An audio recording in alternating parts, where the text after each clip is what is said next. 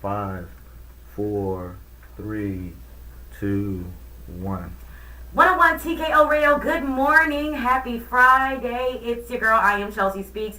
You are getting ready to lock and load for a show that you will not forget.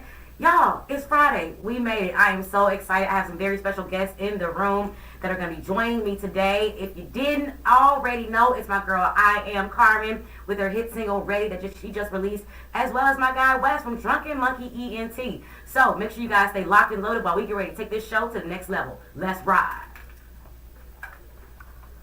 Well, I jumped in on that quick. I was like,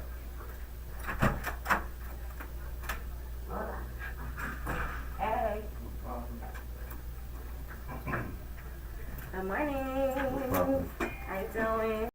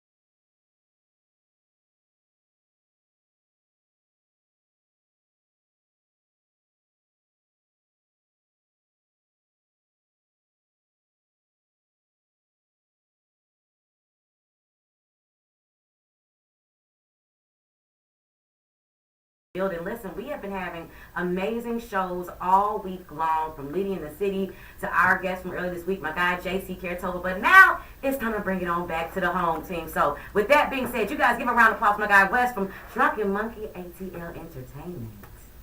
What up, though? DME in the house. DME in the building. Listen, how you feeling this morning?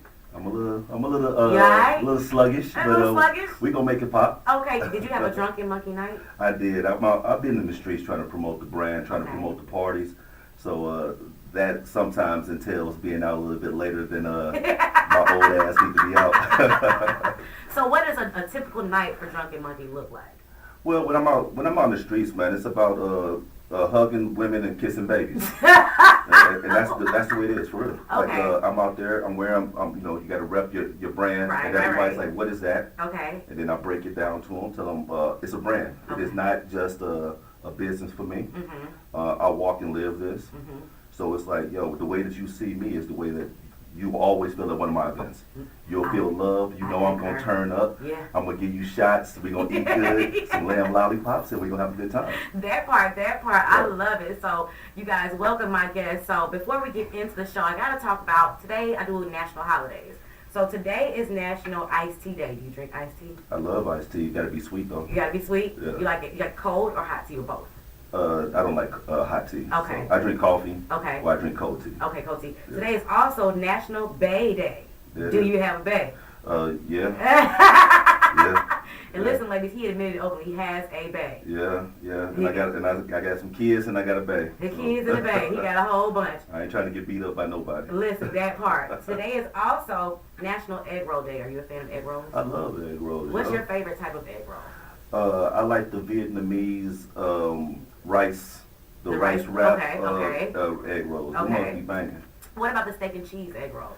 Not a fan. Okay. Yeah, but I do like places like Hobnob, and they put Yeah. the greens and all Y'all of gotta that see his stuff face in there. right now. His Yeah. face is lighting up. Yeah, I'm a foodie, so Have you ever had an egg roll with lamb in it? Because I know you love lamb. no. But the Chinamen in St. Louis, sometimes they put the barbecue pork in there. Ooh. Oh man, come on now. Now that's a whole move right Yeah. there. Or you go to Chef Rob's and get you some jerk chicken egg rolls. You know what? I like those. I just tried those. Went to the Yeah. Beverly. Those are kicking ass. Yeah, shout out to Chef Rob, man. We're gonna be there. We're gonna be at Chef Rob's tonight. Okay. The whole Drunken Monkey crew, my St. Louis family, gonna be in the house. Hey. So if y'all wanna come have a drink with your boy, meet me at Chef Rob's around 9, 10 o'clock. All right now, so if I don't answer my phone, y'all, that's where I will be. Don't ask me what time I'm getting there. Just come Right. if you gonna come. And then last but not least, today is National Herbs and Spices Day. So I know you like to cook, but you like herbs as well. Allegedly. So what are some of your favorite herbs and spices to use while you're cooking? Man, I'm a lemon pepper guy. Okay. Yeah, so I put garlic and lemon pepper on most of my meals. I think all black people do Yeah, this. so- Garlic salt. Yeah, so I swear to God, right now on everything, Mhm. on my stove right now, I have some lamb lollipops marinating Are you serious? right now. I mean, you got You know, got a bunch of got a couple. Look, I'm trying to put Hey my y'all, order this my in neighbor. early. This my neighbor, so you know she gonna knock on the door. Listen, every time what you got over there, neighbor. Right. Listen, Right. so we got some national birthdays today too. So my guy Kodak Black, did you know he turns 24? I thought he was older. Me too. I thought he was like 55. The way he be looking right. like. And he got 15 kids. Boy, he got one for every year he been Right, alive. right. It's also actor Shia LaBeouf from Transformers, Yep. my guy, and then Georgia Smith, my favorite singer, and then Peter Dinklage from I think it's Game of Thrones. Yep. Are you a Game of Thrones fan? I love him. Really? Yeah, and dude's funny too. Really? Yeah. He was in the last Avengers movie too. Was he? Yeah. So he been getting a lot of big roles, no pun intended. Can Right. I get there? Little man be getting a lot of big roles, you know what I'm saying? I like him. He's an interesting Yeah. guy, for real. I mean, Yeah. I hate to say it like this, but shorter people or height challenged people, Mhm. we're starting to see them more and more come about in the media. Yeah. So, Shout out to you. you know what? You know what? With that being said, we finna go to some music. Make sure you guys stay locked and loaded. Me and Wes getting it cracking on the airways. 101 TKO Radio, the Winter Dope Morning Show. We will be right back. Hey, cracking joke. I knew one was headed my way.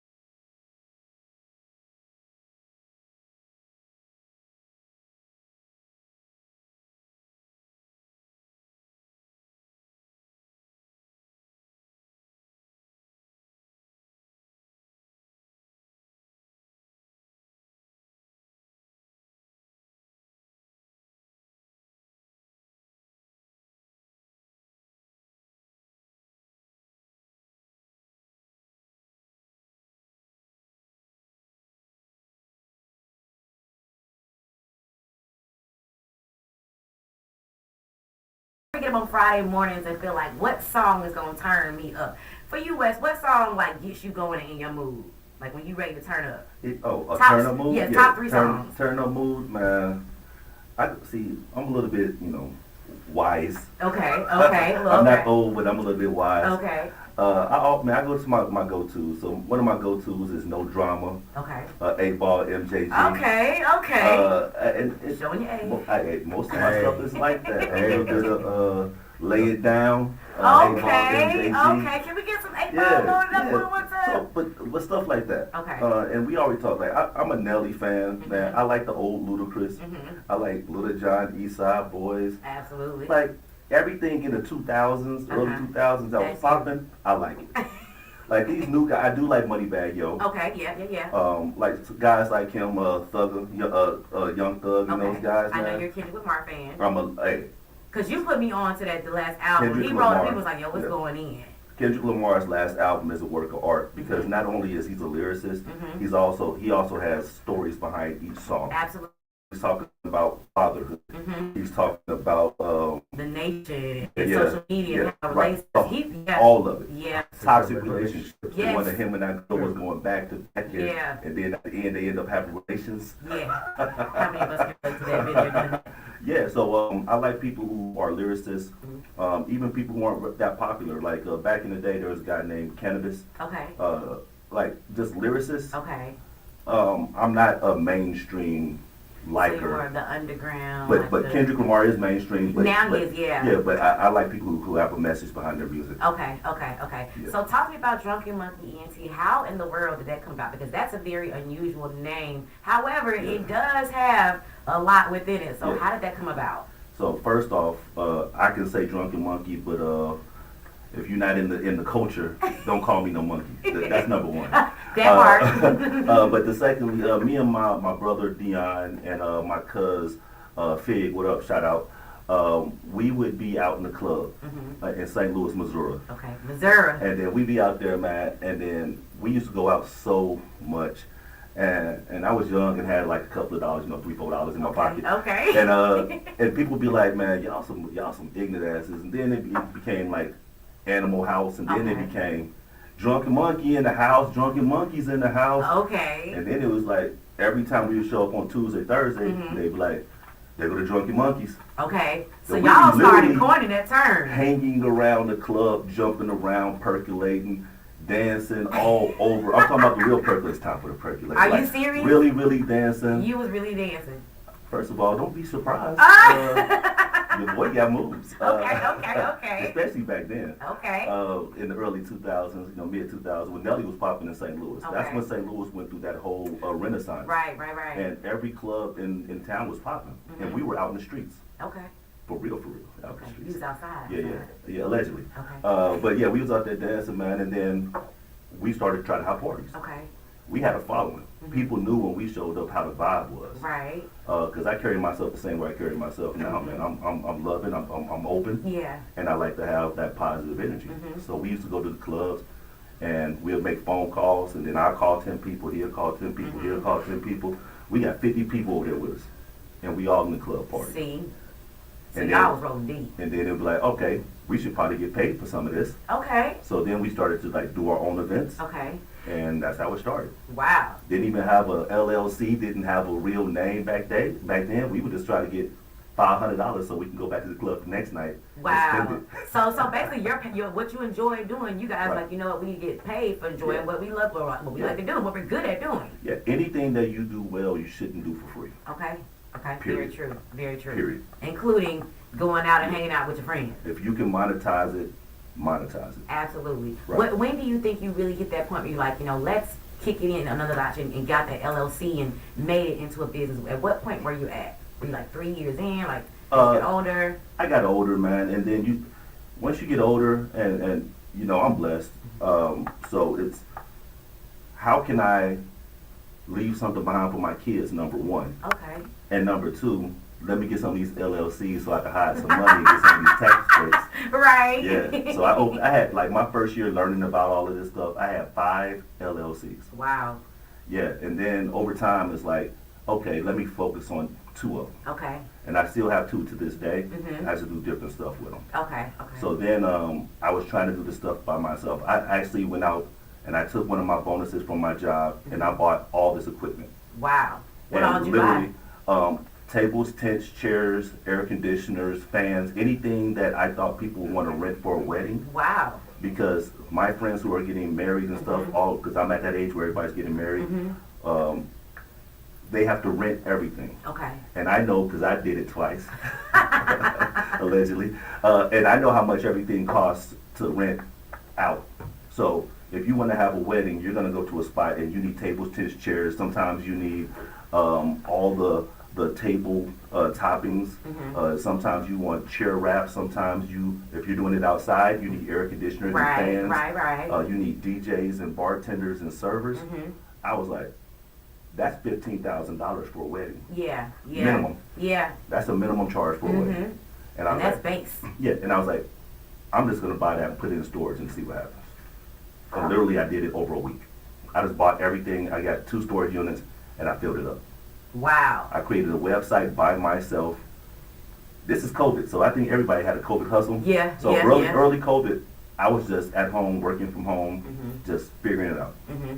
And so once I first started it, and I put it online, and I got my Yelp page and my Google advertising, all of that stuff, people started calling me all the time. Wow. I mean, I'm in a meeting for my job. Your regular job, right. And my phone is going off. And then I'm like, okay, this is something real.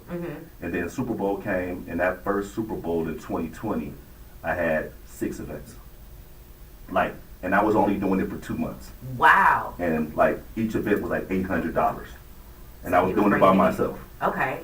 Then I got my homeboy, C, what up, Colin? Hey, Colin. Yeah, my homeboy. I was like, dude, man, I can't do this by myself. Either I'm just going to just let this be my tax shelter. Right. Or I'm just going to stop. You know what I'm saying? So he was like, nah, man, let me buy in, and then let's do it.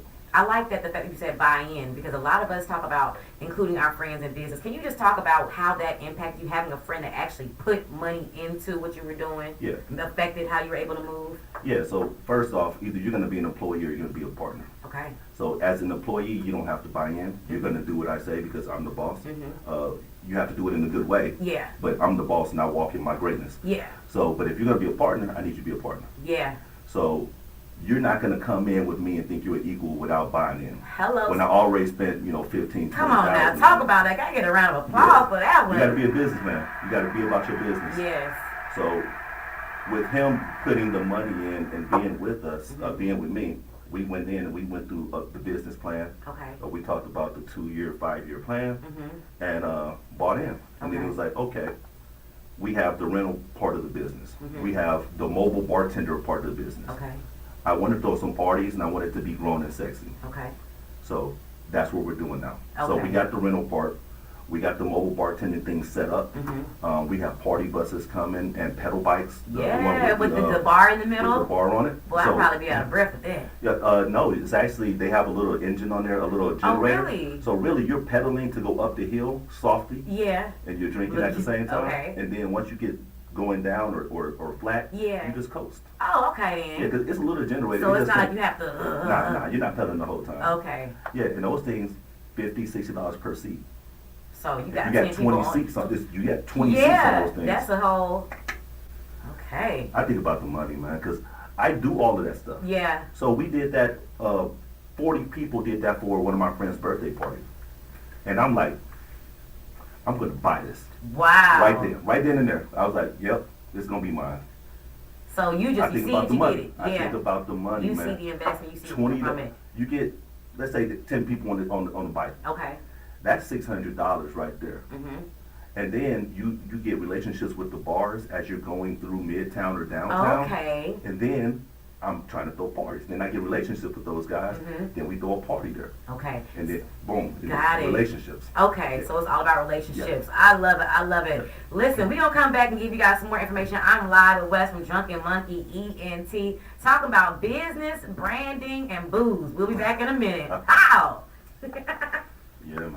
Good stuff. Good stuff. You got me in my element now. I'm working. Yeah.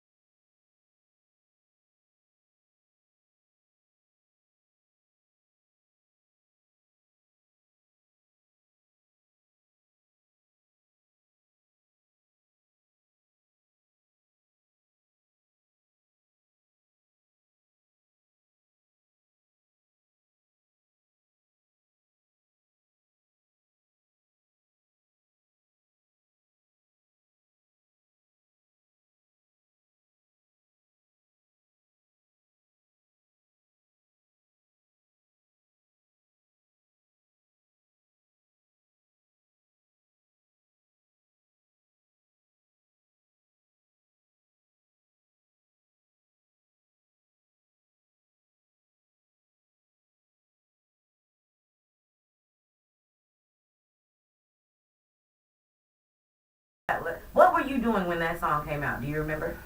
I was probably, when that came out, I was probably in St. Louis, Missouri. Actually, I was in Sikeston, Missouri, because that song's pretty old, right? That Yes. song's 90s? Is that 90s? 90s? Yeah, late 90s. Yeah, so I was in Sikeston, Missouri. Shout out to all my Sikeston people down there in the Boot Hill. Okay. We moved from Las Vegas, Nevada. We moved from Chicago to Las Vegas to a town of 17,000 people. That's quite a change. Yeah, man. So, you know, I had to, but you got to figure it out. Right. You know what I'm saying? So we moved there. My mom wanted to be around her family. So, you know, that's what happens when you get a little bit older. Yeah. You want to be around your It family. does, it does. So we went from Las Vegas, Nevada to Sikeston, Missouri, town of That 17. is a big... Has a literal train track dividing the city. A literal one. So what type of food is in Missouri? Like, what is Missouri known for?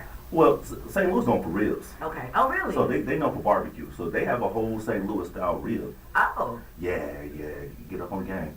They got the sauce. They're known for Chinese food. The Chinaman. The Chinaman. Chinaman. They created like grilled, fried ravioli. Wow. Yeah, so they that came from St. Louis. Okay. Yeah, but mostly barbecue. Okay. And they got a whole bunch of old steakhouses. Okay. They got some stuff that go all the way back to like what's my guy name? The jazz musician, Miles Davis. So Miles Davis is from East St. Louis. Okay. So St. Louis is in Missouri. Then we got the Missouri River, and then you got East St. Louis over on the Illinois side. Okay. So that's where all the strip clubs stay up until 6 o'clock if you're from that area, allegedly. Allegedly. Allegedly. But it's known for the barbecue, it's known for soul food, and then we have a whole like Chinaman situation where we like, nah, don't go to the one on Natural Bridge, fam, go to the one over there on the north side. Okay. Because, you know, the other one, they got roaches. Lord. So do you think the Chinese food in Missouri is better than here? Yes. He said that real quick. Yes. What's your reason? I gotta know. It's the crack cocaine theory. So they put the like everybody don't put the onions and the egg inside of their Chinese rice. Right. Everybody don't sprinkle it just with a little bit of Cajun season so that when you eat it you're like, what's that kick? What's that kick? That's just a little Cajun. Okay. A little cayenne pepper. Just Okay. a little bit of cayenne pepper on there. But it's the onion and it's the eggs like that. And then some of them even have gravy that they have with their rice. And it's just a different flavor, yo. So they put some love and some So yeah, emotion you in. got to know which one to go. Like this one over here, they might put some brown gravy with their Chinaman. This one don't. But everyone has the onions and the eggs inside their rice. Okay. Everybody. And that's interesting Yeah. because I've been to places here in Atlanta that don't do that. Right. So I bought me a wok, and when I make rice, or if I go to the one that's over there by the Publix by us, Yeah. if I go there, I bring it home, put it inside of my wok, and I cut up an onion and I put an egg in it. You know what? I can get with that because I love me Yeah. some eggs. I actually ask for Right. extra eggs when I get fried rice. You go ahead and whip it up. What you do? You go ahead and whip it up. Okay, so you got a whole, so even just how you have your business, from cooking to entertaining people, it's all a conundrum of what West is about. Yeah, man, and you know I like to feed people. Like Yeah. it's a way of life for me. Like I say, Drunken Monkey is a brand. It is not a company. It is not a shirt. It is not a rental company. Yeah. It's really a lifestyle, and Yeah. I'm trying to make it a brand. Wow. So when you see me and my people, all of my people, I'm talking about Joe, Colin, Chris, Miko, everybody, man, like we're going to represent the brand. Okay. Yeah, so that's what we do. We had a Prosecco at the park during Jazz Fest. Okay. So we had 2 big old tents. We had a VIP tent where you could just come over there and get some Prosecco, Wow. some cheeses, and some fruits and So stuff you like guys that. are really VIP just tent. creating this exclusive partying experience. Grown and sexy. Grown and sexy party experience. Yeah, you will feel like a VIP. You come to one of our events. So do you ever go to clubs and feel like, They ain't doing it right. yep, I was just about to say, like, I can do this better. Last night, I went to the event and it didn't have the right vibe. Okay. Yep, and I talked to the manager and I said, literally, hey, me and my people could do this better. You said that, didn't Just you? to her face, I said, me and my people can do that better. And what was her response? She was like, yeah, because he probably didn't do his marketing and all of that stuff. I said, no, we gonna come with 50 minimum. Anyway. Yeah. Just on the, I get 50 people to go to Publix right now with me. Like, Yeah. you get 50 people, you get some good people around you, and you gotta have a team. Yeah. Because I don't want to do everything myself, Absolutely. nor can I do everything Absolutely, myself. absolutely. So when we do stuff, we break it up. Okay. You know what I'm saying? Like taskmasters, like you do this, you do that, you do that. Okay. And no one should be micromanaging us because we all grown. Exactly. If you say you're gonna do something, I I'ma expect need you to do it. it. And like there's no follow-up because when we have the event, I expect that to be done. Because So that what was do you your do job. in the event that it's not done? How do you handle that? Then we got to talk about the money. Okay. We got to talk about the money. And, if it's a pattern, then we can't do business. We can still be cool. Yeah. You just can't be part of this. Yeah. Because my stuff is going to be on 10 every time. Absolutely. And I don't like nothing to be messy. Yeah. I don't like nobody playing with my money. Don't play with my money. Don't play with my money is like money. playing with my emotions. Listen, wow. So how is it for you managing that level of stress alongside also being a professional? You know, do you find yourself at times overwhelmed, or is it because you're doing what you love? It's just like effortless. Yeah, it gets overwhelming sometimes, but since I am a consummate businessman, I look at everything in that prism. Okay. Because even at work now, in my job, in my corporate job, I'm not a micromanager. So if I'm paying you to do something, I expect to get done. Right. If you need help, come grab me. But that's my expectation. And if you don't do your job at your job, you get fired. Yeah. Yeah. So with me, it's not going to happen multiple times. Because you So only if got. you're not carrying your weight, we can't do business. I like You that. can't be part of the group. Yeah. Yeah. That's getting money. So what are the type of qualities you look for when you're picking your team and those to be around you? What quality, like how do you decide if this person's going to be good for your business? Yeah, people, it's energy. So it's no, you got to have the right mind frame for party life. That's true. You have to have that outgoing spirit. Yeah. Because the worst thing you can be is like someone who's a high introvert, which is not a bad thing. Yeah. But then you're just sitting in the corner and not engaging the people at your party. I've seen that happen. Yeah. Before. So you gotta be like a person who's a little bit outgoing. Yeah. You have to be willing to be uncomfortable. It's uncomfortable going to somebody's establishment and say, hey, you look pretty empty on Thursdays. Why don't you let me go ahead and get your space for $250 and I want 15% of the bar. Yeah. And I'm gonna bring 80 people with me. Wow. It's uncomfortable because you don't know this person. Yeah. So the unknown. But me now, the worst thing you can tell me is no. Right. And Absolutely. then I just bounce out, Yeah. go get me a drink, and try again. When I, right? Yep. Yeah. So once you get told no a few times, man, it starts to roll off your shoulders. But that is the uncomfortable part of it. Okay. Yeah. So what type of advice would you give to upcoming young people who want to be promoters and want to get into the business of promotions and partying? Yeah, I would say most people aren't successful when they first start, and then that deters them, and then they just quit. Yeah. My advice to everybody is if you want to do something, don't quit on the first failure. Don't quit after the second failure. It takes time to build something. Yeah. Like we're still in the growth mode. Like our rental business is pretty good right now. But honestly, I'd rather focus on the party part of it than lifting and delivering and doing all that. And that stuff is fun if they just do it on the weekends. But people be calling me to do stuff on the weekends. And like that's when it gets overwhelming. Okay. I have a 9 to 5. And I'm putting in, so it's not 9 to 5 really. I'm putting like 55 hours of my regular job. Right. And then I'm doing this. So on the weekends I can make it pop. Yeah.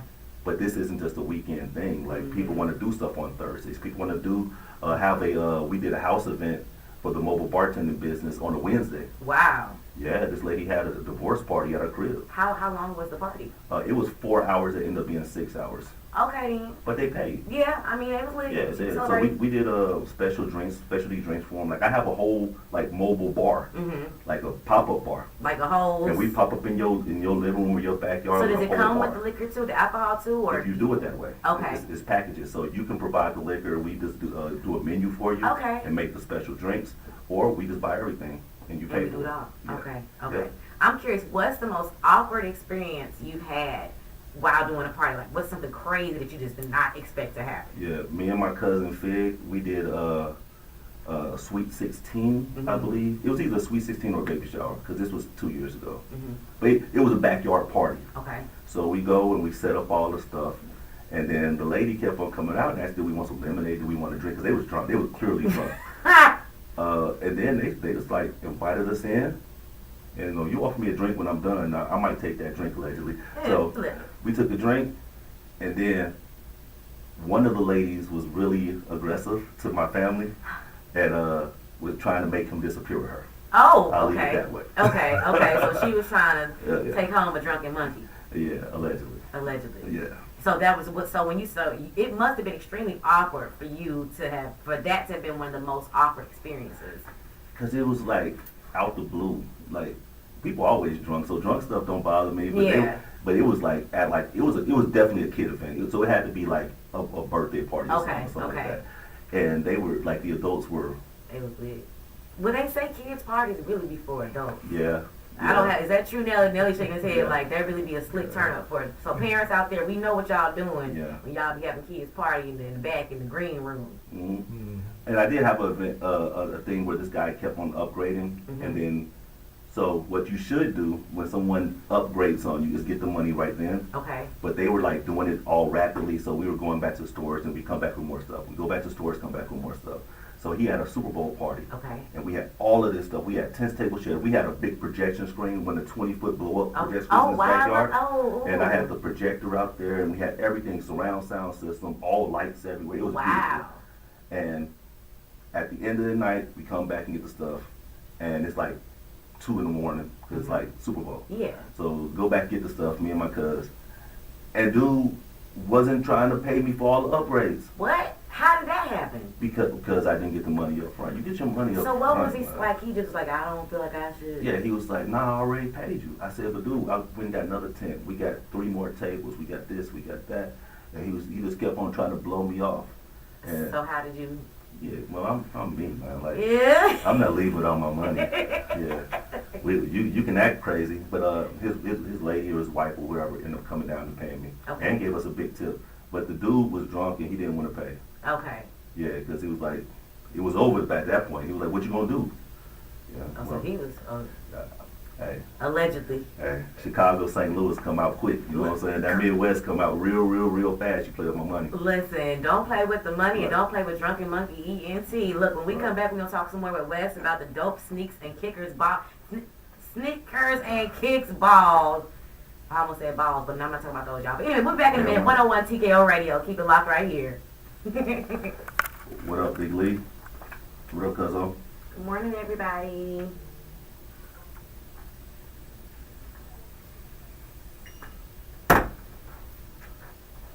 Hey, Lee, holla at me tonight, man. We going out tonight and tomorrow, and you know we at the Sunday thing. So come holler with your fam, man.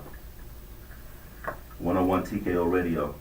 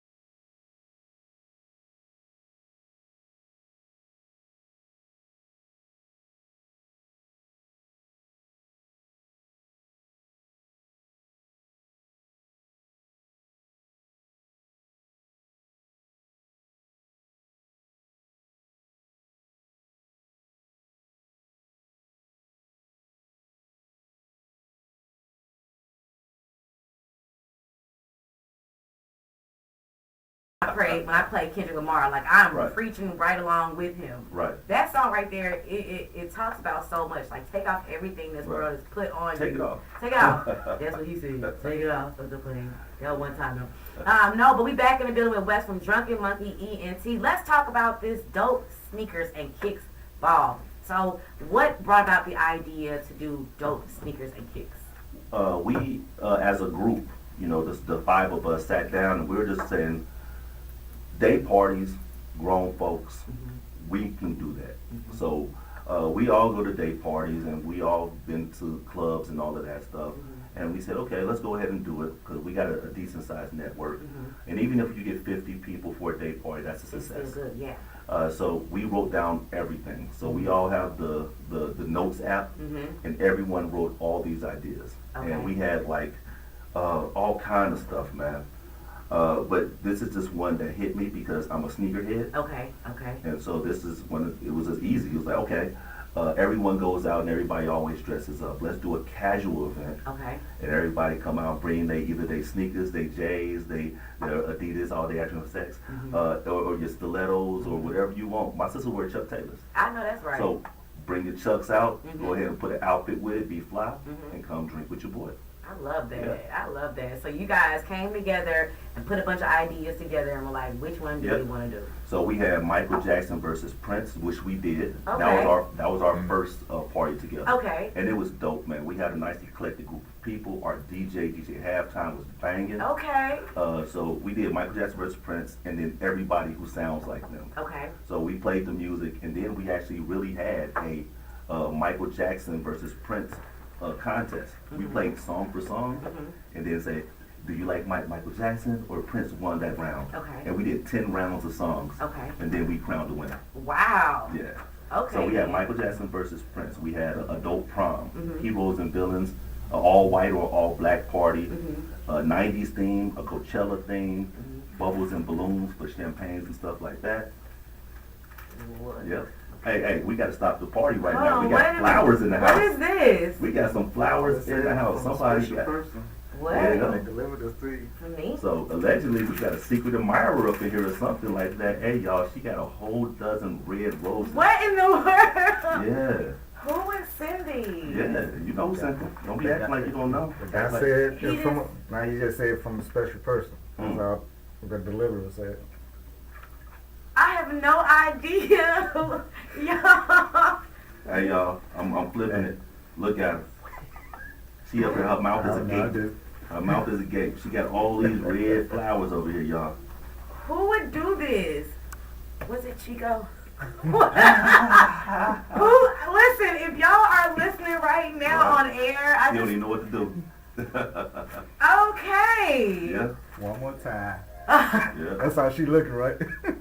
Oh, okay. We get back to Drunken Monkey I wonder because where she be at when I be invited her out to come out with the food. Allegedly, she with this dude who was sending flowers. look, the question is which dude? That's not trying. Well, I don't know. Okay, no. Yeah. Okay, well. Yeah, that happened. That happened. That was random. Okay, we talking back to Right. Drunken Monkey. Okay, Yeah, so y'all should see her little rosy cheeks right now. She don't know what to do. yo, I don't even know what to say right now. I promise you, I really don't know what it is, but we'll get back to that in a minute. Getting back to my interview, gotta stay on task. This is why I need to be the Drunken Monkey, dope Right. sneakers and kicks ball, because maybe my secret admirer might be there. Oh yeah, he gonna be there. He gonna be there? Yeah, Okay. guaranteed. Okay. Guaranteed. Well, I'm gonna have to see who it is then, Right. because if he sent me flowers and the pretty ones, he got some good taste then. Right. Okay. So, what type of environments did you have? Michael Jackson and Prince. So, what was the next event that you guys did? It was mostly just rentals and pop-ups. We did a pop-up at the R Bar, OU R Bar in Edgewood. Okay. We did some stuff like that. So this is like the next big thing that we're trying to do. Okay. Yeah. So, you guys have a lot going on, it seems like. So, where do you see DME 3 years from now? Hopefully we got 3-4 party buses. We got we get this pedal bike situation off the ground. Okay. And I'm getting some game trucks. Okay. So the game trucks that have all the video games on it for your kids, those things go for like $500 for 3 hours. I love how your mind $600, just sees that one element and then you just keep, It's gonna keep converting building. it into different things. Building. So what would you say are the top elements of a banging party? Well, it's the people. Okay. For me, it's always the people. Me and my sister and my cousins, we can go to the wackest of whack things Okay. and have a ball. Okay. So for me, it starts with the people. Okay. Then it's the music. Okay. If you don't have the right music to get the people moving, then it can still be a whack party. Right. Right. And then I like wings. So then the food, you gotta have some food up in there. Do you think hookah is a must-have at this Hookah point? is not a must. It's not a must-have. But if you want to take it to the next level, I don't even think you can go to the next level without having like some hookah people. Gotcha. But what I did is I'm trying to partner with some of these liquor companies. So DeLeon Tequila. Okay. I had to sit down with them. My bro. Shout out to my bro Jay. He's trying to put me on with a Patron rep. Oh wow, okay. So they come to the party. They put up their backdrops. They have the shot girls who come around go do the shots. Right. Another avenue. Okay. Yeah, So it's an I'm extended just trying to range. grow. Just trying to grow. Yeah. So we taking all avenues down. Yep. And sponsorship is always great. Oh, well, listen, sponsorship is great. So before we go to our next break, what's your go-to drink? Old fashioned. Okay. So right now my go to is old fashioned. Now my family is probably on here talking about this nigga drink tequila. But I like I'm bourbon first, Okay. and then I'm tequila. Okay. Yeah, so I've been getting on tequila more because it's getting warm I outside. have to say, is there a mood difference between the It two? is. It is. So my bourbon is a nighttime drink for me. Okay. If I go to like Whiskey Mistress, shout out to them, I'm gonna drink an old fashioned. Okay. If it's the daytime and we sit on the patio or we out at the pool, my drink will have some Blanco up in it. Okay. Guaranteed. Okay. Guaranteed. Okay. We got Wesley's drinks. If you see him out, don't be afraid to send him one. Right. When we come back, we're gonna talk a little bit more about the DME Dope Sneakers and Kicks Ball. We'll be right back in a minute. Let me see who bought me these flowers. Dang. Right.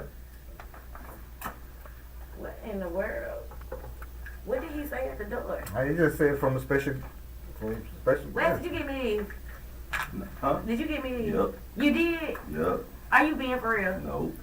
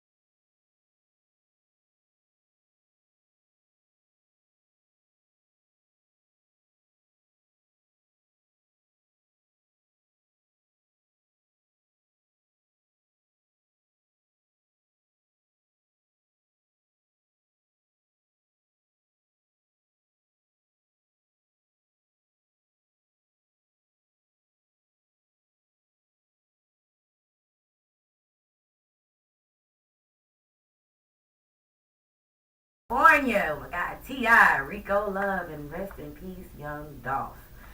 Oh man, still trying to get over that one. But listen, we're back in the building with West with Drunken Monkey ENT. We just finished talking about the dope, sneakers, and kickball. Now we want to get into a little bit more meat, the meaning and the grit behind the grind. So you talked heavily and speak heavily on partnerships, building, collaborating. So give me, just some thoughts on how you feel about, the tone of partnership, what that looks like, and true collaboration. Yeah, man. Like, I don't want to be in this alone. Mm-hmm. So, as I'm trying to build myself up, I'm going to build people up around me. Mm-hmm. And my cousins, they have a podcast called Big Talk, Big Gang. Okay. So they come on my podcast, I go on their podcast, they have an event, I'm going to come show love to them. Mm-hmm. They're going to come to my event, show love to my event. Yeah. And this should always be that way. There's too much in the black community of trying to tear people down. Absolutely. Why are you going over his stuff? I'm going to do the same thing. Yeah. Like, instead of doing that, we can all eat. Yeah. We in Atlanta, Georgia, man. There's not a shortage of things to do. Yeah, absolutely. So I can go to your event, you can come to my event. Mm-hmm. I can go to your event, Miss Yep. Chelsea. Yep. So instead of breaking each other down, we should build each other up. Mm-hmm. My homeboy Aura got a spot called Screaming Nuts. This dude went out and was telling me he was going to buy a donut shop. I'm like, you can buy a donut shop? He said, yeah, I'm going to buy a donut shop. I'm like, dog, you can buy a donut shop? So he went out, got the money, and got him a donut shop. They do donuts, they do ice cream, and Wow. now we talk business. Mm-hmm. So I said, dude, why don't you go ahead and get you a van and just do, get you a donut van Yeah. or just a pop-up so you can go to restaurants or up and go to the park Yep, and and just pop up open the and- door and then you got donuts. Having screaming nuts. He was like, man, that's a good idea. So he's going to buy a truck, Wow. like a food truck with ice cream and donuts on it. That's lit. So when you're talking business and you got people in your life that know business, Mhm. they can give me a good idea. Absolutely. I can give them a good idea. Mhm. Or we can throw a bunch of bad ideas at each other Yeah. and be like, and then vet through that stuff. Exactly. But that's what the village is for. Mm-hmm. And I'm not jealous of them, they're not jealous of me. Mhm. And we should support each other like that. Yeah. So Big Talk, Big Gang, love y'all. Screaming Nuts, Big love Talk, Big y'all. My brother got a business called Plug With Me in Okay. Memphis. Okay. He has 8 party buses. 8 party buses. My brother's a felon. Okay. He does home restoration, and he went and bought his first party bus. And in Memphis, it's kind of like Atlanta. Okay. So they love to party, and Mhm. every rapper wants to feel like he rich. Yes. So you can rent you a party bus and have a party on there, and everybody, oh. So this thing, yeah. Yeah. This dude took that, parlayed it into a second and a third and a fourth. I put money on the 5th Mm-hmm. because I was like, that's Wow. money. Yeah. So you see you flipping now, right? He quit his job. He's doing this full time. Wow. So I can't do that yet, Mm-hmm. but he's living that life. Yeah. He has sprinters going back and forth from the casinos. He's Wow. always on Beale Street. He's booked every Wednesday through Sunday. Every Wednesday through Sunday. Every Wednesday. But every 4 or 5 hour block he's booked. Wow. He can't even come to Atlanta and holler at me because he's so busy. Now that's what I call increase. Yeah, so, but we talk about stuff. He's like, dude, he about to buy a game truck. Dog. Yeah, they went, and this is how people go on the limb. I do the same thing. Mhm. They bought the 360 thing when it first came out, the video Okay. booths. Yeah. When it first came out, and I was Mhm. like, man, why you buying that for He saw. $4,000? Yeah. He said, no, it's gonna change the game. And then they bought, I swear to God, y'all, my bro Dion, Plug With Me, bought a mechanical bull. Are you serious? Where do you go to buy a mechanic? I mean, I'm sure there are places. Yeah, you can go to his Instagram. This dude has a mechanical bull sitting in his garage right now.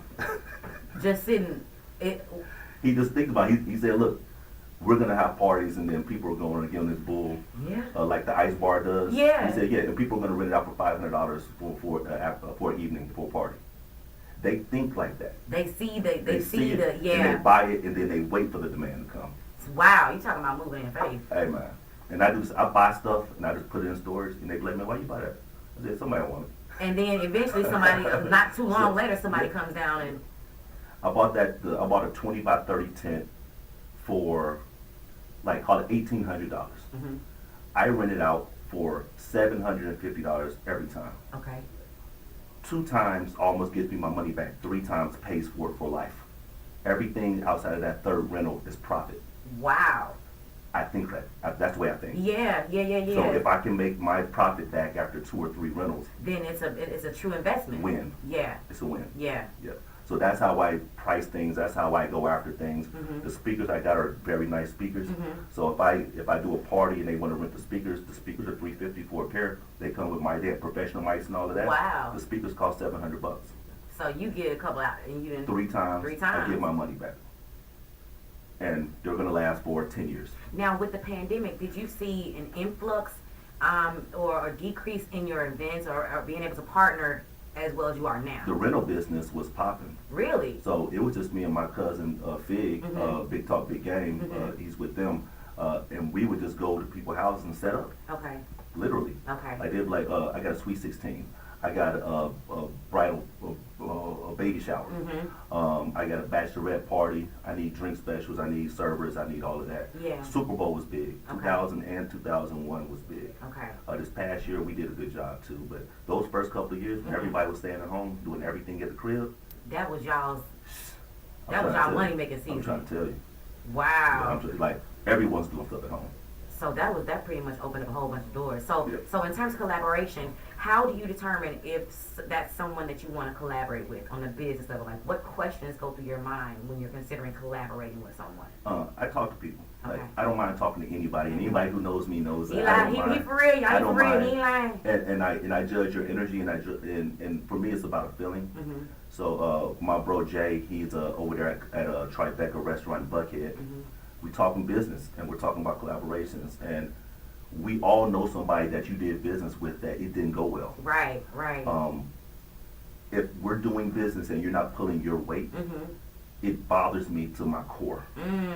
Listen. Yeah. Look, well, I know it bothers me. I started Yeah. itching. Yeah. So it's like the energy that you give, Mm-hmm. I have to judge if that's fake or real, Mm-hmm. and can you sustain that energy as we're doing Yeah. our partnership? Yeah. Because I'm not going to be doing everything and then give you half the money. Yeah, that's big. Yeah, Guaranteed. yeah. No, Yeah. that's major. Yeah. So when it comes to your partnerships, why do you think that Black people, we fear partnering so much? I some of it I think is psychology, because a lot of people feel like they can't be their best If they're if you got competition. okay, So a lot of people fear the competition. Mhm. That's why people hate. Yeah. They hate on you. They think you're- if you're doing the same thing I'm doing, then I gotta hate you Just- because and I don't it even brings know you you. down. Yeah. So that my stuff, I can feel better about my that's stuff. terrible. There's a million podcasts. I would never go on my Absolutely. podcast and say they doing something terrible or they doing something Yeah, terrible. yeah. Like, Throwing shots. It's no yeah. for Why? what? Why? Especially if you're focused on doing Right. what you do. Yeah. We can all eat. Mhm. I promise you, we can all eat. Mhm. If people talk to me and they want my opinion, I'm gonna tell them my opinion. Mhm. But I'm never gonna just dog anybody, and Yeah. hopefully nobody does that to me. Yeah. I really believe in partnership. I believe in Black empowerment. Mhm. I believe in the women movement. I believe in Black men Yes. movement. Yes. So I love the one that they be like, I'm frolicking. You know how they, Yeah. I love stuff like that. Yeah. There's a brand in Atlanta called Black Men Smile. Okay. I buy their stuff all the time Really? just because of the message. Yeah. Black Men Smile. That's something that's so necessary. So so I unique. wear that shirt all the time. Mm. So I try to be that light, Mhm. and I try to bring people together. Mhm. If I know that Big Talk, Big Game is looking for an event place, Mhm. or if Screaming Nuts is looking for an event to do their stuff, Mhm. I'll reach out to people. Yeah. Hey man, my people trying to set up a table at your shop. Mhm. You know somebody, or can they do yours, or can Yeah. you know somebody else they can do? Like that's how we get down. Yeah. Yeah. And how do you manage it? Because I know I was, talking to my radio team last night.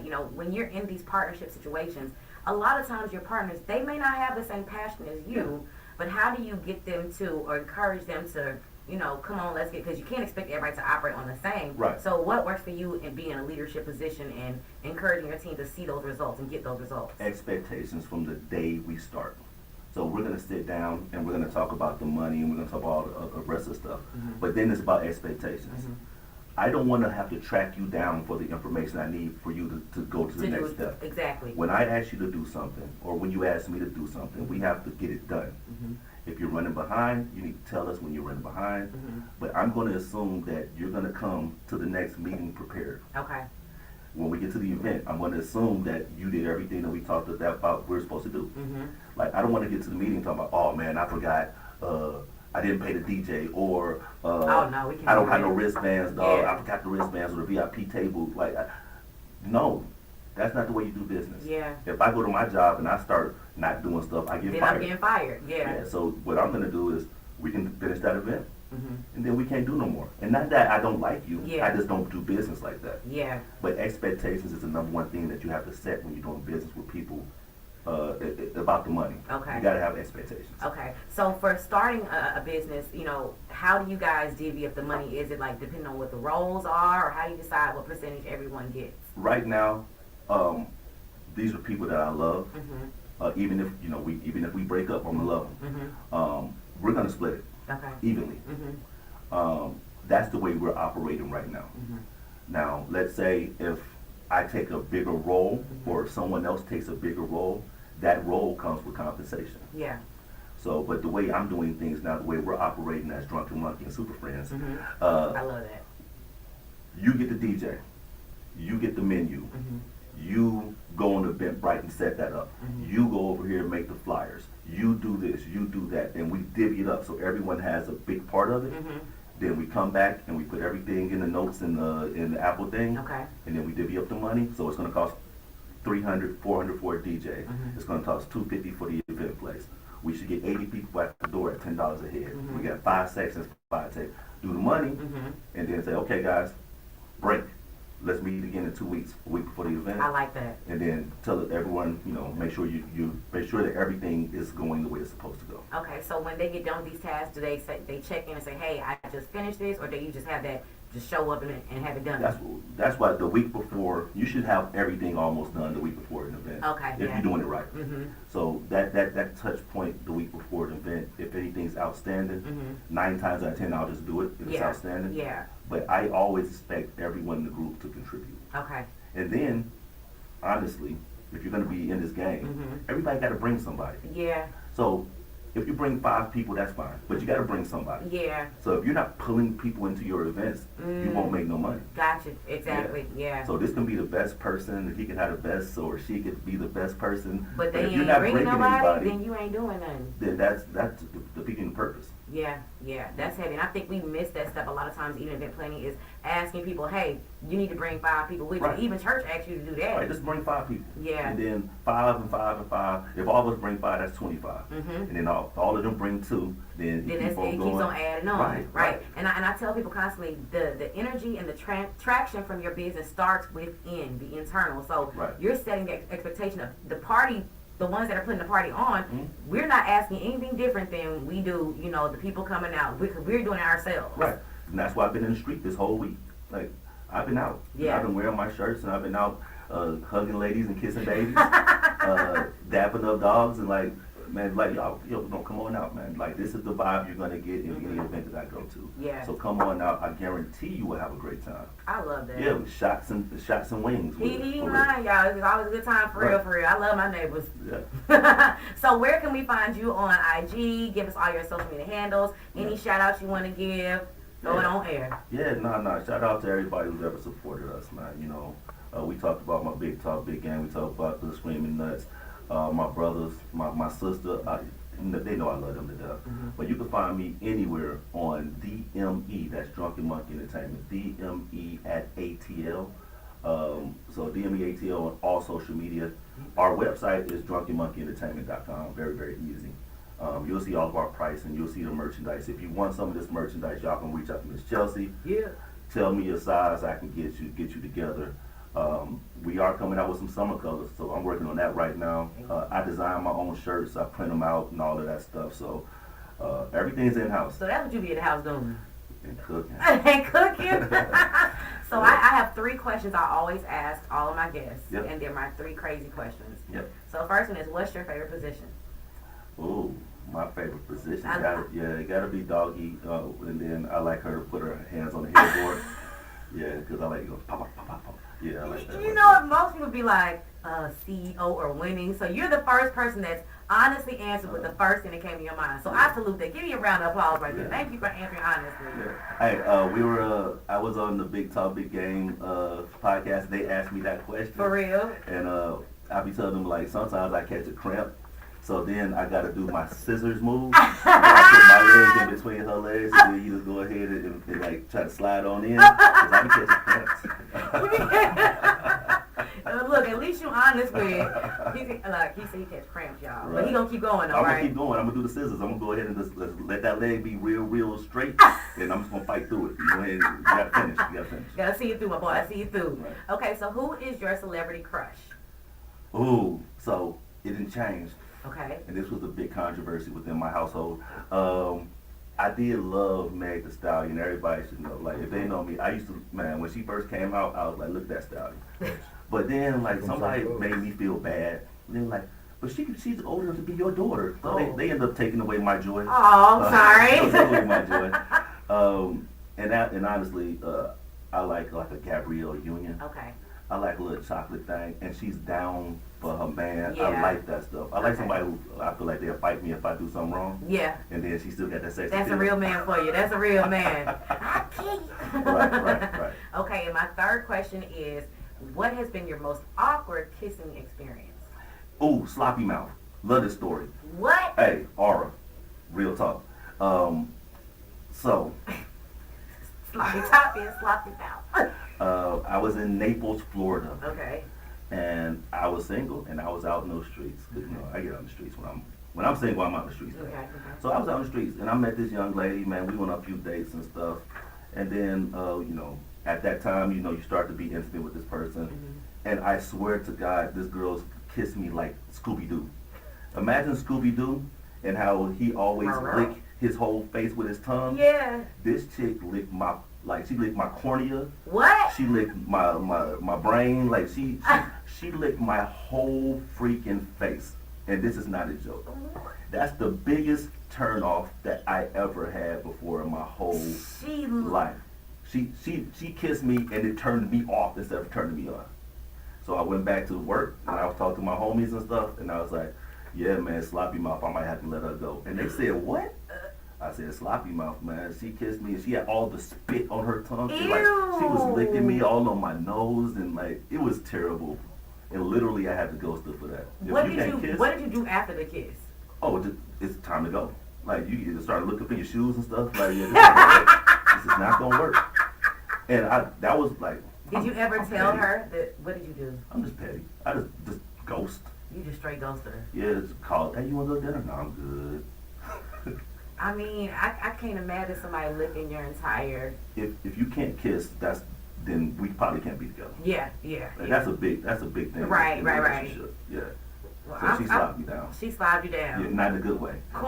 Clearly, and that's not the sloppy topic we talk about. Right. So the cornea was. She licked my whole face, and I went and told everybody about it. You ain't. You know And what? every time they saw her, they said, "Is that sloppy face? Sloppy mouth?" Oh God. Right.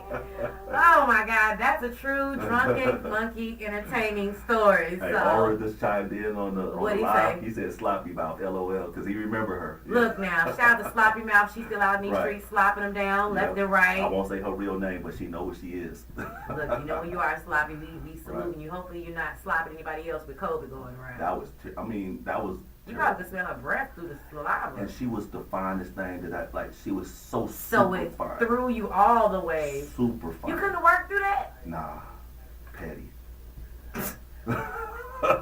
Very petty. You wouldn't even try to. No, smallest things that get me. Okay, I can say, so the smallest things get you. Yeah.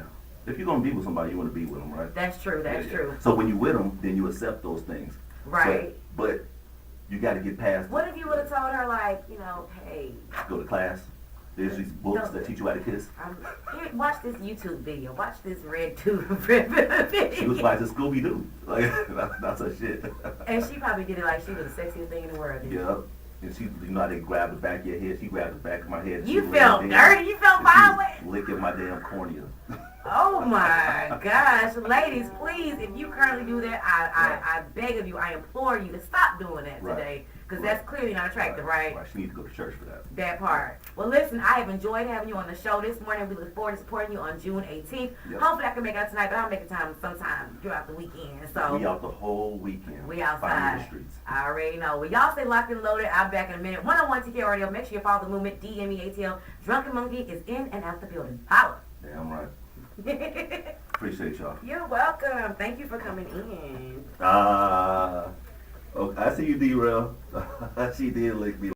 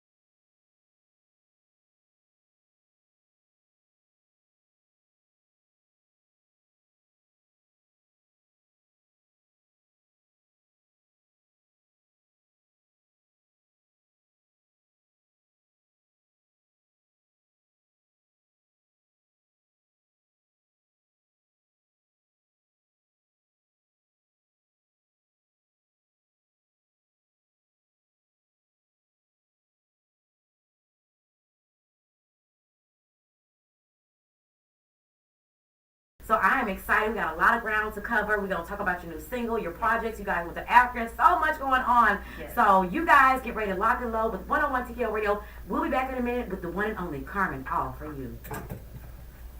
Hello? There's no supervisor yet? Okay.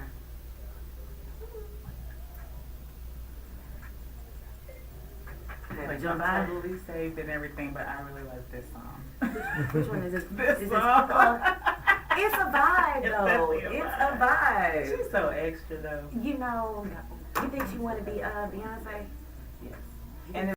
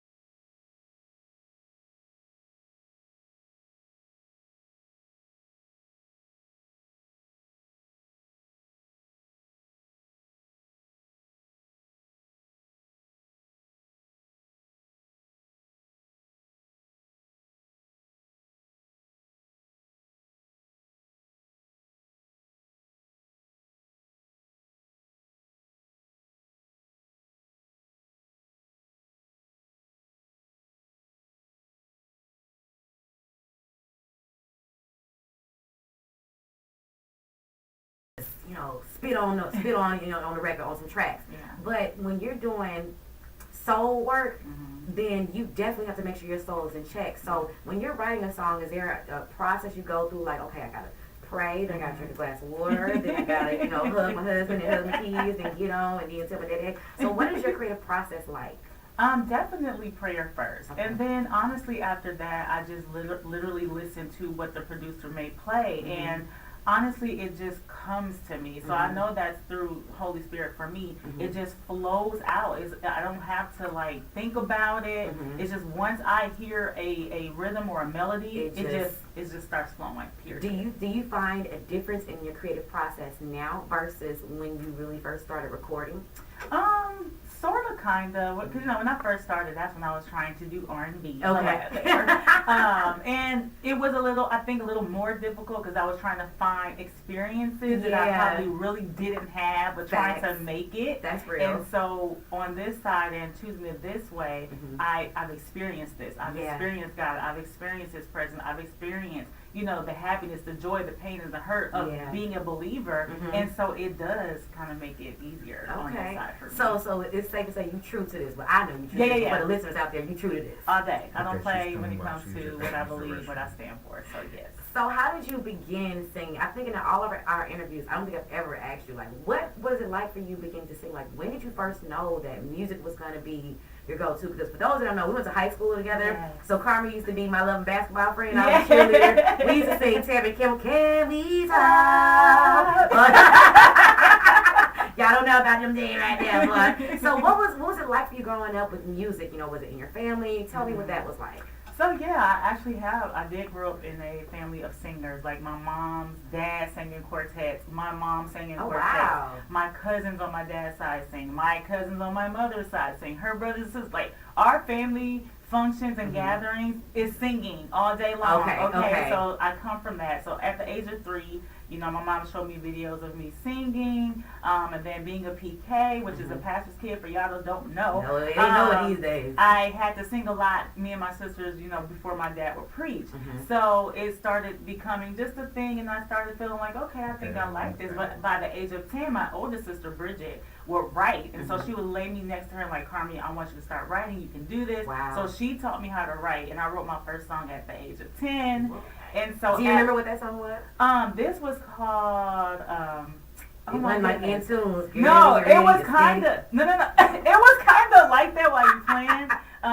While you're over there staring at me, looking at my eyes, I'm trying to Look at that shit, Anyway, that was that. And so, honestly, at the age of 10, I was like, I want to pursue this. And again, because my sister Bridget, she was actually pursuing music at the time. Mhm. And so I would go with her to the studio and see her and watch her write. And so at that age, I was like, I want to do this. I want to do this. And then continuing to sing, for mom and dad before they ministered, Yeah. I really was like, I want to do this. Yeah. And I don't think it was so much just the crowd or the people attention. It was Like I felt it using on your the gift. inside. And Yeah. I'm like, I really enjoy doing this. So yeah, by the age of 10, I think I was like, I want to make this. I know that's a right. profession. Now, Pastor Walker wasn't like, Ike, now you gonna sing now. You gonna sing, gal. No, Daddy was definitely. You ain't had no Jackson stories in the No, I wanted to. Now I can't speak for Danielle. Danielle was more so like, I wanted to do it because of you, but Yeah. I definitely wanted to. I wanted to do it. Well, listen, I can't wait to get more into Ready, the single, and everything you have coming. When we come back, we're going to get some more information from my girl Karmyn. Y'all make sure you stay locked and loaded on 101 TKO Radio. We'll be back in a minute. Hello? Hello? Yeah. Hello? Can we talk? Yeah. Hello? They gonna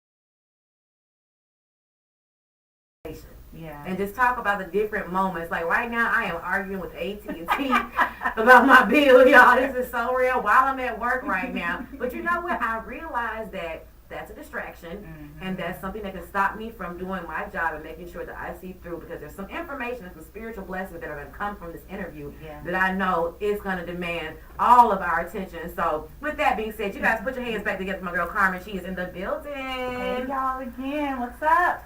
We back. We back again. Yes. So listen, a lot of people don't know, but like I said, we went to high school together, we grew up. You are a mom now, you're a whole entrepreneur. In my eyes, you're a celebrity, the Lord celebrity, okay? And you're a wonderful person. How do you manage your creative space and handling your roles as a wife and a mom?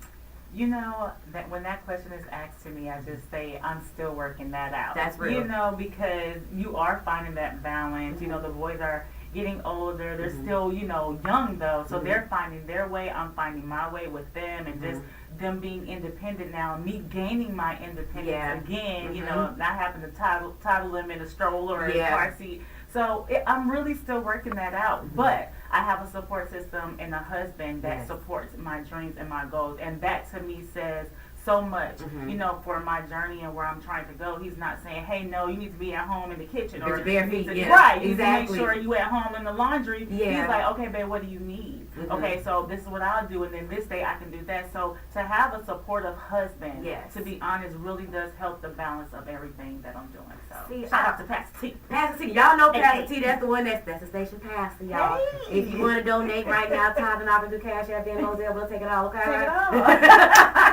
We'll take it all, you know what I'm saying? So for you, a lot of women or people want to be in the industry, and they don't understand the significance of having a supportive spouse.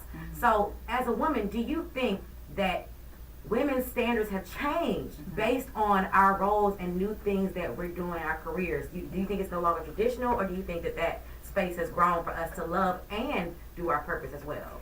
To be honest, I feel like us as women right now, we got a lot of work to do out there, because there's a lot of this independent stuff. And not to say that that's wrong, but I think the attitude behind it now is so like, I don't need a man, I can do this on my own. And you know, but God has made marriage a sacred and a covenant type of thing. So it is something that we should look forward to. Right. And I think a lot of women right now don't really care. They can take it or leave it. You know what I'm saying? But to have someone that can be there with you, that can grow with you, I know that it's still out there. It's scarce. Very scarce. But it's out there, because I just believe that God has someone for everyone. I don't believe that, hey, I'm just supposed to be single all of my life. I don't think that's that. real. That's real. That's real. And I think a lot of women are they're just like, hey, I can do this on my own. And I think that has to change, because I mean, if you go by biblical terms, that's what I stand on. It is not supposed to be that way. And I think that's just something we have to work on, ladies. You know, one of the things I admire about you, and it just dropped in my spirit. So a lot of women, I think they're struggling with the spirit of masculinity. That. It's Definitely. not just a toxic masculinity, but it's this desire. Even myself, as you know, a strong female. I don't even say alpha. You know what I'm saying, really, but just as a driven. What I find with your music is it's not just spiritually gifted and it's a word, but it's feminine. So how do you manage to stay in your feminine position, you know, with the husband? What are things that you do to make you feel like the woman that you are? For those women out there who are like, well, how do I get back to my femininity? I mean, like, I really had to go back in the word, and that word submit, that us women do not like. I like it. I'm ready. Look, even on our vows, when he said did you shake a little bit? I was like, something. But I think that word is very scary to women, but it's not what people think. It's not that you're your husband's slave. It's not that your spouse's slave, y'all. It just means that you're going to do what it is to make that man happy. And so sometimes it's going to mean sacrificing what you may want to do for that time, but not just throwing away or losing yourself. Submit does not mean to lose yourself. Submit just means I'm going to do what it takes to make this man happy because he makes me happy. And then understanding that we have to be spiritual enough to know when this man is going through something, and he may not have meant what what he said. And even though he said That's it, real. we have to be so sensitive Yeah. to our black men. I'm sorry to say that. No, and it's men, real. period. It's real. But, you know, the odds are already stacked against them. They don't want to come home and have them stacked against them again. You know what I'm in the house. So just submit, ladies. It's okay. It's okay to Not submit. a slave. Not a slave. Just being there and knowing your man, knowing how to nurture him, and being led, you know, by Holy Spirit on what to do, his moods, his where he's at. Yeah. And when you live like that, then you're able to kind of come together and mesh, you know, with the submissiveness that the Bible say that we should do. And not just in the bedroom, ladies. Submit That in the even. spirit, okay? Yes. Quick to submit down, But lay sometimes down. we don't want to submit that either. Hello, listen. Ex wanna be fiance. No, but for real, you know, even in hearing that, I must be in a spiritual download right now. Yeah. When you spoke about, you know, submitting, you know, a lot of people look at the Bible, they look at marriage, and they say your marriage is supposed to be like Christ and the church. Yeah. You know, and that's a very big thing. But really, your relationship with your husband mimics your relationship with God. It does. So walk me through, like, what your normal, you know, morning looks like, you know, just your time with God, if you will. That's girl. Every day, like even this morning, right? Because Babe, he has been getting up at 5 a.m. Since we came from Africa, our life has changed. I know maybe we'll talk about that. If not, we won't. But he's up at 5, like getting through his day, and I'm up at like 8 o'clock. You know, so we woke up this morning and we kind of watched. Country Wayne is funny to us. I'm sorry. He's I like hilarious. Country Wayne, especially when kind of rap for real. We watched a little bit of that and I'm like, oh my God, I did not start with my daily routine. My daily routine is I wake up, I read my word, I go through my devotion, I say a couple of things to the Lord. It don't be long and hanana. Sometimes it is hanana. But, you know, for the most part, I try to read and get myself grounded and focused. And I ask God, you know, help me to minister to someone today, help me to share Jesus, help me to be kind. And then I wake up and start my day. Okay. So that's what I imagine you definitely notice a difference when you don't do Yes, that I do. versus when you do. Very frustrated. What is it like when you don't do that? When I don't, I promise you I'm very frustrated. Everything is irritating to me. It can be the smallest, minute thing. If the kids are, you know, let out in the room and they're yelling or just doing their own thing, I'll come out the room like, y'all need to be quiet. It's too loud in here. And Babe will be, you know, try to be lovey-dovey. And I'm like, oh, you know. Yeah. So I do find when I don't stick to that, I am very irritated and very frustrated. Yeah. And so I don't like that. So if I feel that, even if I forget one morning, I'll stop. Let me go ahead and go back to my solution because I already know where this problem is coming from. And let's just ground myself, and then, you know, I get back to it. Okay. You know, not perfect though. There's some days I slip and I still be like, you know what? Everybody out. You was wrong, Karmyn. I know I was, but I just today I felt Today like I'm being going to be wrong. wrong. But you know, I love that you're so transparent with it because I think people look at Christianity and think it's boring. Yep. They think that you have to be perfect. Yeah. But it's for the imperfect. It is. You know, and ministry comes in so many different ways. Yeah. So when we get back, we're going to talk some more about ministry, what you guys did in Africa, Yeah. Karmyn the singer, and right now I'm so ready to get my phone back on. Y'all pray for us. I'll be back in a second. Yeah. Yes. Hey, y'all. Good morning. Good morning. We're playing two of your songs back to back. Good morning. I love you guys. Ready and Thank you, Conquer. Latan. Kenton Thank Jones you. is actually getting ready to come. He just said he What was y'all going got to be with going us on? next week. So it's I love y'all. growing, Lord. Hey, Thea, I love you. We having fun, y'all. We having fun. I just wanted y'all to see. Good morning, Miss Karen. I'm here with my sister. We outside. Literally. I'm out. I got a surprise for her, too. She don't even know what I'm going to ask So we're her. playing two of her songs back to back. Catherine, Ready. hey. It was playing now. Angie, And hey. then Conquer. Kendall, So good when you come back, you can talk about morning. those. Okay, perfect. Pastor Kendall. Prophet. How y'all doing? I got the crew, y'all. Yes. So excited. I'm here at Women Are Dope Podcast.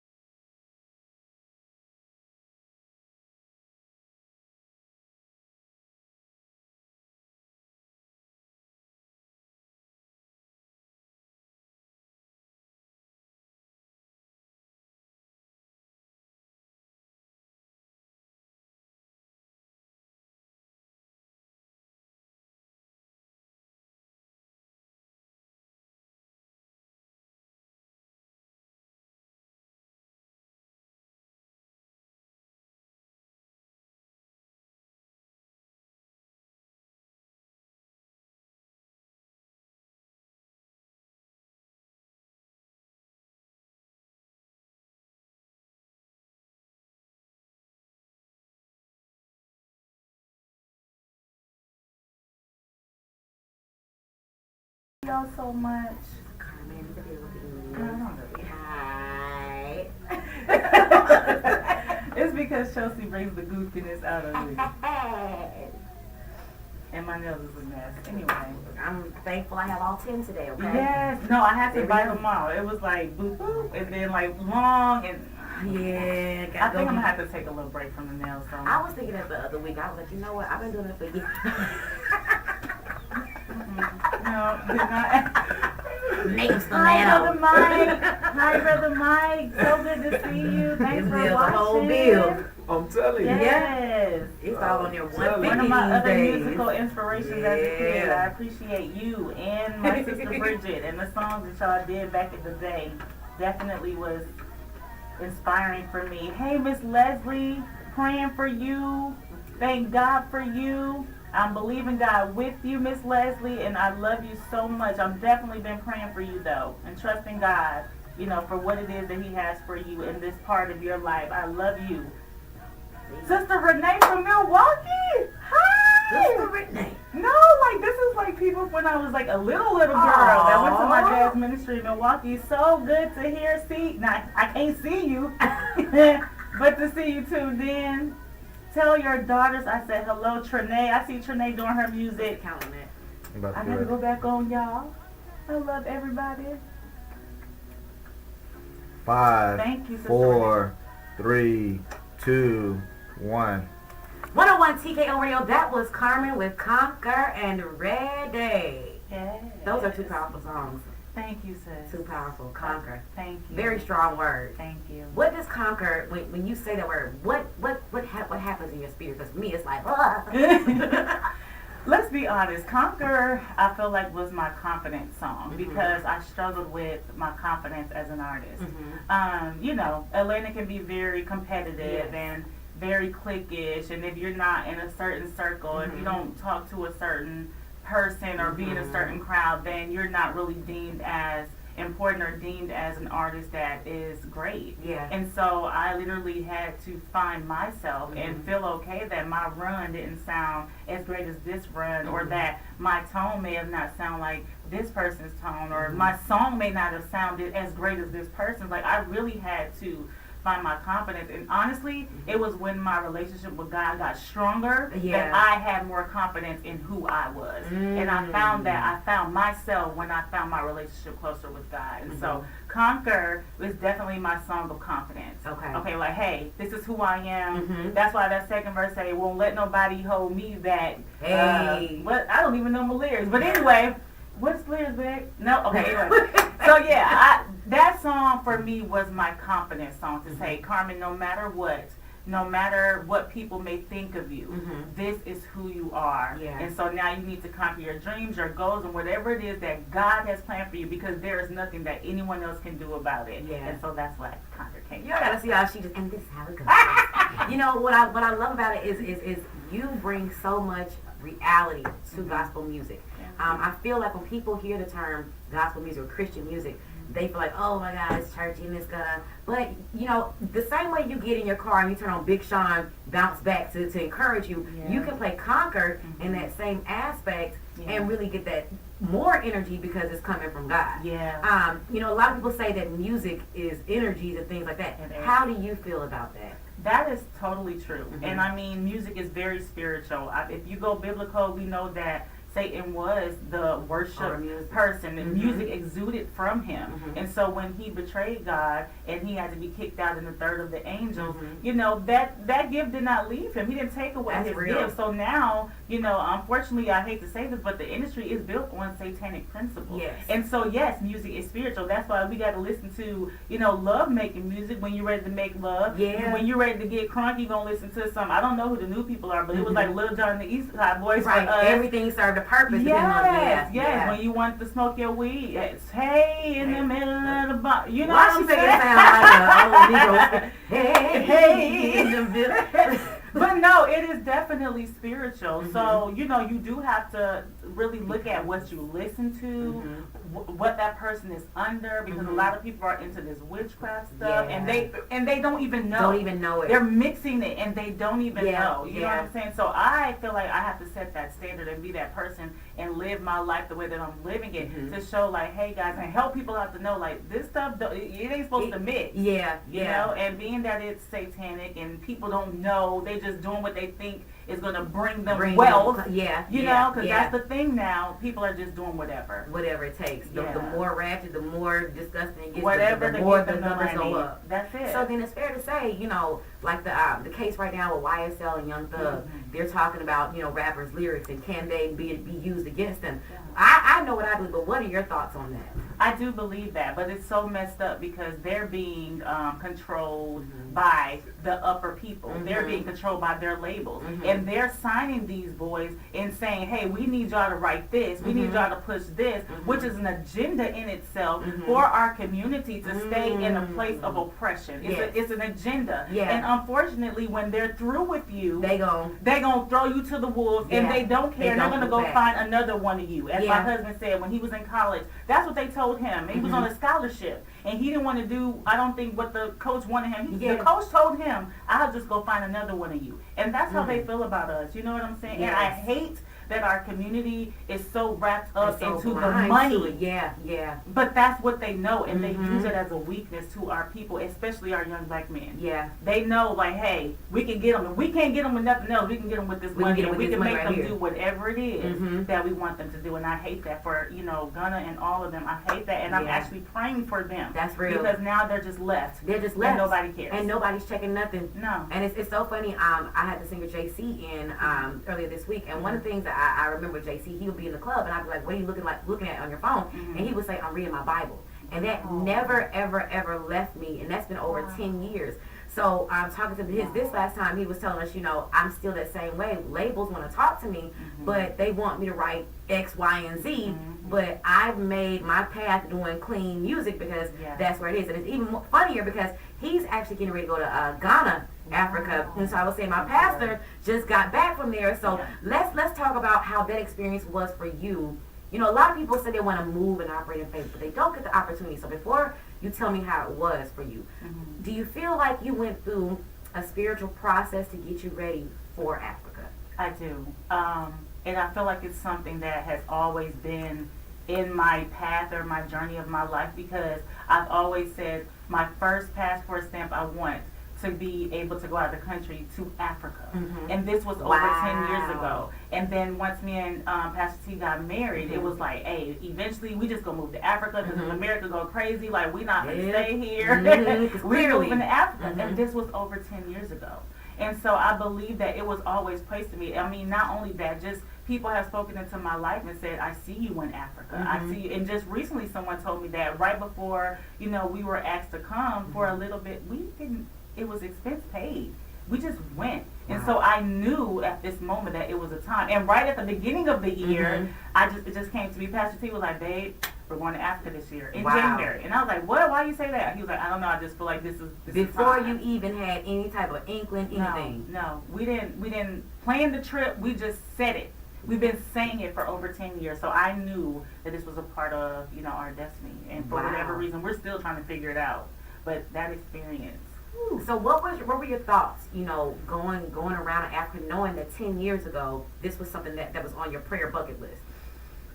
I cried. I would think so. Once we got there and we saw what we saw, you know, some things, yes, it's just like the movies, you know, the women carrying the baskets on their heads. Right. Like, they don't have street lights, so no traffic lights, so the cars are coming Just anyway. coming and going. People are walking in between your car. They'll just walk up on your car and start talking to you. Really? Yes. And Wow. then we were able to go into the Bishop Oyedepo's church, is the biggest church in the world. We saw, yes. And thank God to Pastor Otha, Lady Turnbow, also my dad, Bishop and Lady Walker, just for this connection, because it changed our lives, Chelsea. These people are not just wealthy physically, but they're wealthy spiritually. Wow. You want me to go and tell you all of this? Yeah, Okay. So they have, literally, you have to go in their city, and they have soldiers that kind of man each section of the city. They have their own farm, hotels, restaurants, hospital, college, high school, Wow. master's program, elementary school, football stadium, science stadium. They have All everything. this Their own within. yes, their own water system, their own energy system, their own Do they stores. have internet? They have yep, they Who have provides- internet. Who provides service after? I have no clue. They Okay. carry this thing around, Mhm. right? They have their mansions on this. They have mansions. They have the apartment complexes for their church people as well as condos. Y'all, and I'm telling you this, but it doesn't know justice. You have to go. The church seats 60,000 people, and they're there. Their youth building seats 5,000. Wow. But that's still nothing compared to just they have. It's like a college, but it's like maybe 4 colleges on this campus. 4. 4 colleges I'm on not one lying. campus? Yes, I'm not lying to you. I'm not lying to you. It is unbelievable. And we talking about devout Christians. Yes. So for those who say abundance is not here, abundance is definitely. It's there. Like I literally had to get saved all over again because these people they live They're devout. prayer. Yeah. They wake up, they do it. They literally have a place called the prayer field. What? Where it's trees and just grass, and you'll just see people out there with their families, and they're just praying. Or the students will be walking down the street, and they're doing this. But when they pray, it's not like they are aggressive. Wow. They're aggressive, and they pray it, and they believe it, and they stand on it. Not to mention, they're also building on this same campus a 190,000 seater church. It's called the Ark. 190. We seen it. We seen it. And it's called the Ark. The Ark, y'all. You know, God does a good remix. God does a good remix. These people, oh my God, and then the sincerity of it. You can tell that they live it. They are so sincere. And people can say, oh, well, that's Africa, that's all they have. No, that's not it. These people just really believe what they believe. And if you think about it, going back into the Old Testament and the Bible, that's how they were. They didn't have Holy Spirit. They didn't have Jesus. They just had God. Their belief. That's their it. faith. Yeah. And he had to come to them in a rock. Not a rock, but in a burning bush. Now, in you the know, cloud. I got theories about the burning bush. Everybody's. When I get to heaven, the first question I ask God, you got some burning bush? I know you got the best bush, God. You made it. Yes. It talks to people. The herbs of the field. Okay, we not gonna Okay, do all right. that. The greenery, Lord. But yeah, so they have that going on. Yes. Now, how were they receptive to you? Did you feel like a celebrity when you got there? I hate to ask that question, but so that other people understand the level. How was the embrace when you got there? They were so just loving. We were able to meet Jerry. Shout out to him in Nigeria. My sister Tutu that made me some clothes. Jerry. Yes, I love him. His wife Tutu. They made us clothes. They cooked for us every day. You know, again, we were with pastor friends of my dad that we kind of connected with, and they fed us every day. They drove us everywhere we needed to go. It was so beautiful. Not to mention that we got to meet the man. Wow. That is the founder of all of that. And mind y'all, this is just one of his cities. He has another city somewhere else. Oh, wow. So I think he has cities. Okay? See, y'all talking about Birkin bags. We over here talking about cities. That part. And your kid's mansion is next to your mansion. Kids mentioned y'all won't even get a kid a credit card. You won't even put them as an authorized user. Mama, they're talking to you. Yes. So Nigeria was definitely a eye-opening experience, and I know that it's because what God wants to do in America. Yes. And we learned that, and to the point where we literally got to go to this man's mansion. We didn't know none of this. This was our first time ever going, and the way that God poured out the way he did when we were there, that's all I'm going to say about that, y'all. All I can say is, y'all get ready. Get ready, and who's connected to us, connected to God first, it's about to be a last day explosion. I know that's right. Well, listen, we are getting a full inside scoop on Karmyn. Ready, her trip. I couldn't get her trip to Africa. Her trip to Africa and much more. You guys stay locked and loaded. 101 TK Radio. We'll be back in a minute. Yes, I know they made you feel like that trip, and then ended up like everything we would say. Like the guy Jerry would just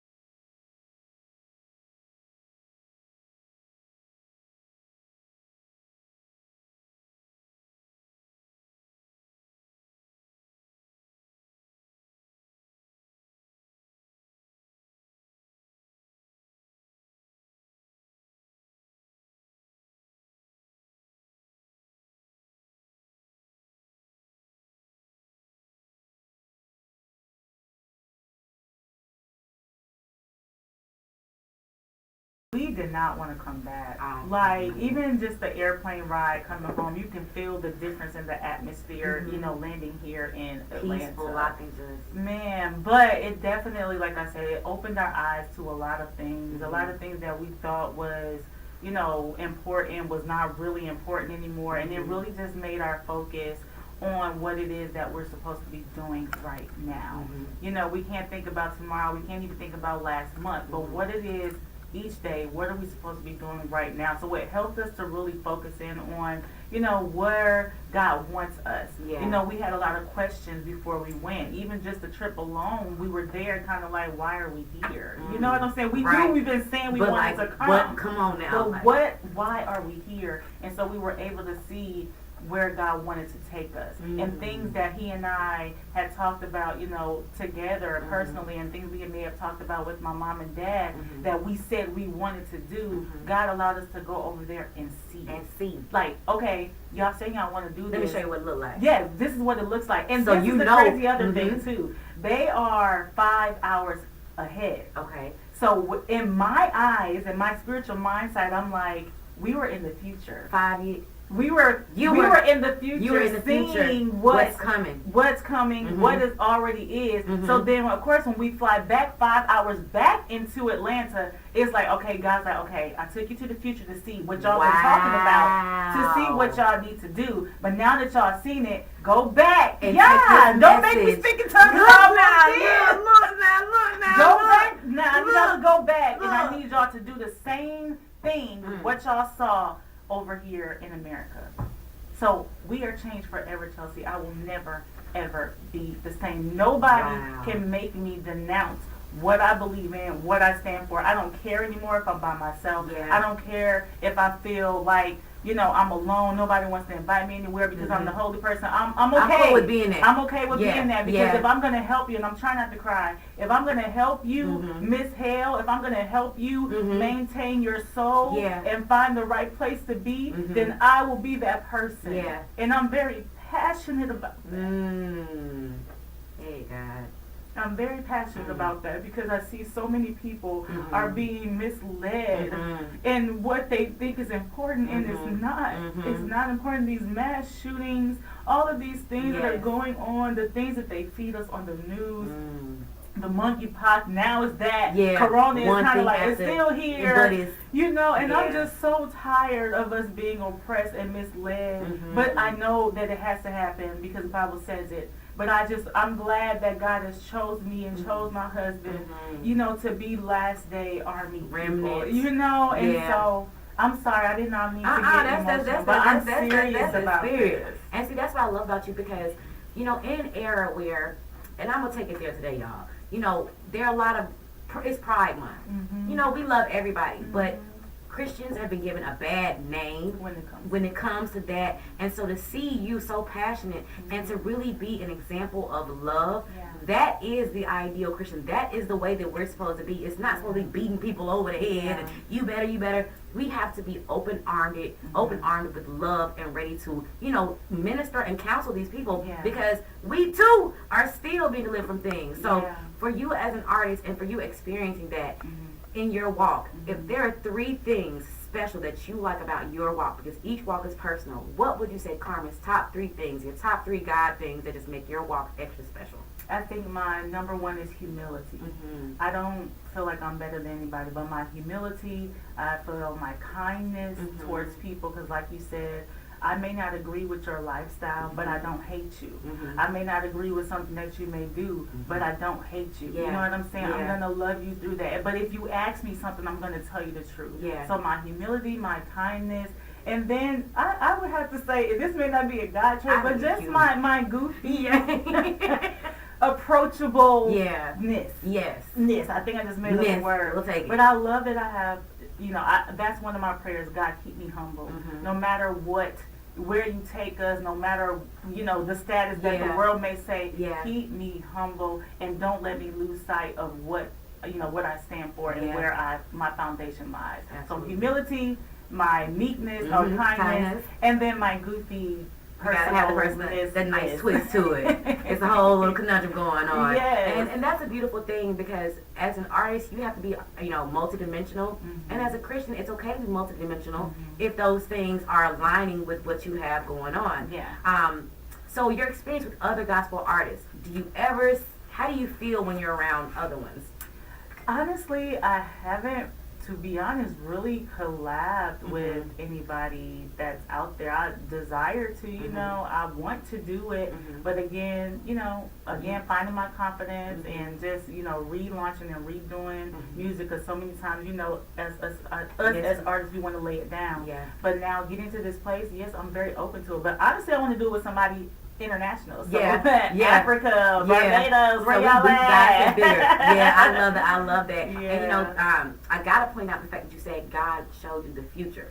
A lot of people they have dreams and they have vision and they want to do these things, but they will not take that step to go look and see and survey the land like Moses and did in Canaan. Yeah. So, what advice would you give to upcoming Christian artists who are struggling to figure out, do I want to be on this side to be accepted or do I want to go there? What advice would you give them?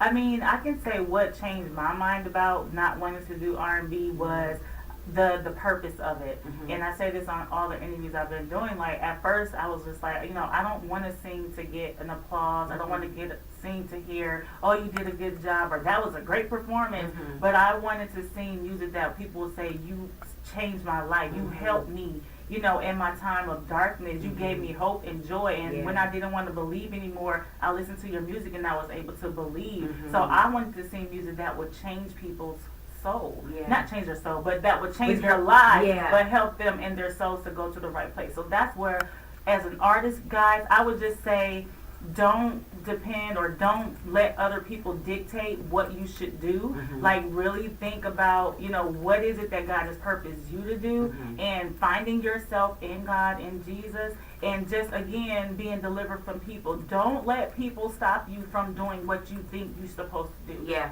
It really is a decision between you and God. And I had to be delivered from people. So I'm telling y'all, be That's delivered from people. Yeah. Don't let them call your stuff little stuff. Don't let them call your stuff your little music. Because literally you kind of throwing shots in a way.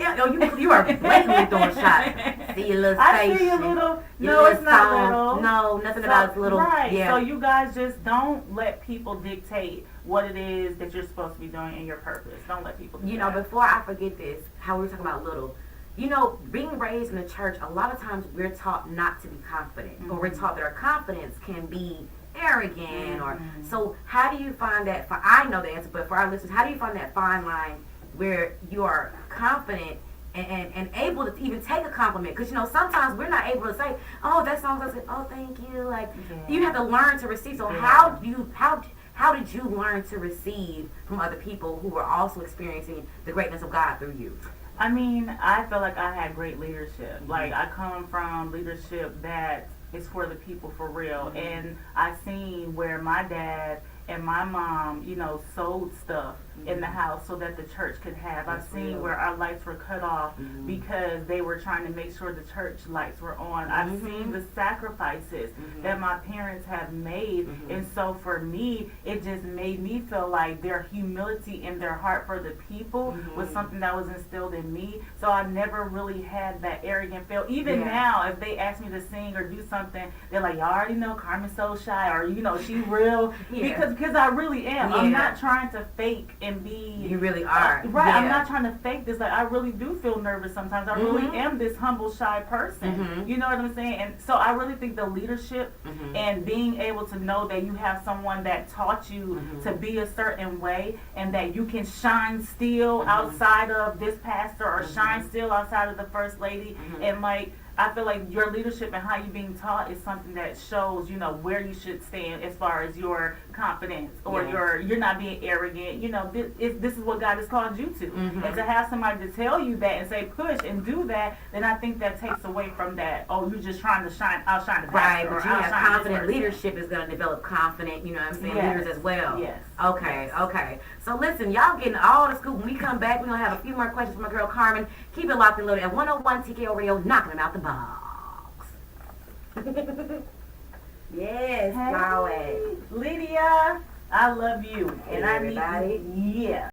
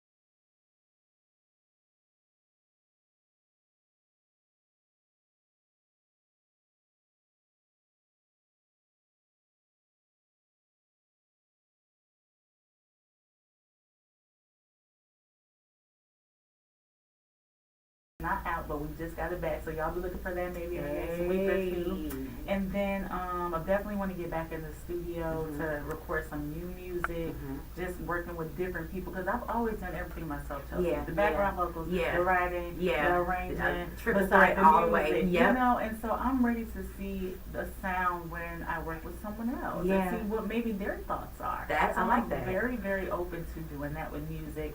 The ministry, you know, Remnant Resource, we are about to start our Bible studies back online. Pastor T and Soulspirations on 101 TKO Radio. You know, thank God for that door that's been open. Yes, and of course, we got the Inner City Classic, you guys, that are coming up. And our alma mater, well, I did not get to graduate from Stevenson, y'all, but I did go there my 3 years, and I left for basketball reasons. So everybody kind of you better stop. It's definitely metal. But anyway, so the classic, Inner City Classic, is coming up in August. We should be singing at that on halftime. Okay. That's what we're gonna do. Oh, that's gonna be a very, the best everybody gonna fall out in the land. Anyway, so that, and then I think that, and then of course my brand, www.karmynofu.com. You got your clothes on there. I want to upgrade and do more things with that. Do you know I still have that sweatshirt? I have lost every other sweatshirt, but that one, Faith Over Fear. I feel like a gangster when I put that on for some reason. Like I be walking like I'm mean mother. So yes, the clothing line. Yeah, so we want to expand that as well. And so, you know, that's just the little stuff. You know, my baby, shout out to Terrence. She got 3 holes over there. At the run. Look at that one just smiling. And their football. They keep us busy, running track, all that good stuff. But yeah, that's what's in the works, sis. I love it. So give us all your social media handles. Give us that website. Drop all your links where we can stay connected. Yes, so my social media is I_am KARMYN. That's I_am Karmyn. That's Instagram. That's also my Twitter. I had to go government on my Facebook, which is Karmyn Thomas, CARMEN Thomas. And then, of course, you can also find everything on my website, www.karmyn, KARMYN, all the number 4YOU.com. Videos, music, updates, all that stuff on the website. So listen, I love it. Nelly, can you cue up ready again? Because we got to play it going on. Well, I thank you so much for coming in. I'm excited to see what God's going to continue doing. Yes. I'm thankful for friends and sisters like you that I can say, hey, lay hands on AT&T for me real quick, could you please? But no, it's a blessing to have friends like you, because I find that it's like, Lord, okay, I'm all right. I can be a friend. I'm safe. I'm saved. I can get away with it, Lord. Okay, I'm good. So I'm thankful for you. We'll be streaming the single. You know it's going to be on airplay here. Anytime you got something going on, 101 TKO Radio is your home as well. So whenever you get ready to go into radio, I'm going to have a spot over here for you, because somewhere down the line you're going to have that happen. I don't know where it came from. I'm just a messenger. So with that being said, you guys make sure you stay locked and loaded with my girl Karmyn. Go stream that single Ready Now. Just like I'm ready to play this song. Thank you guys for tuning in. The Women Adult Morning Show. I'll see you guys on Monday. Have a good wait. Oh, I forgot. Oh yeah, don't forget Saturday I'll be with Baby D and them praying over them at the Snack Shack. Don't forget we'll be out there. We're doing an exclusive. Myself, the East Side Boys, a couple from Oop Camp, DJ Brad from Legion of Doom will be out there as well. It's actually a family fun day from 12 to 9 at the Snack Shack. So if you're available, bring the kids out. Come with the kids, talk on air. Come speak the business out.